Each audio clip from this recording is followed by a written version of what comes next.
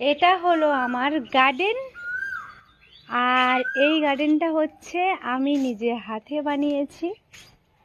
তো তোমরা যারা আমার গার্ডেনের ভিডিও দেখতে চাও তারা অবশ্যই আমার ইউটিউব চ্যানেলে গিয়ে চ্যানেলটাকে অবশ্যই সাবস্ক্রাইব করে রাখো।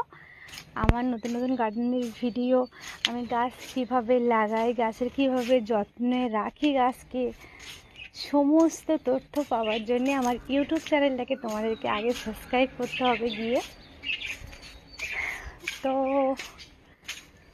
এই যে এটা আমার গার্ডেন, দেখো কেমন নাশপাতি হয়েছে, এটাকে আবার বেঁধে রেখেছি।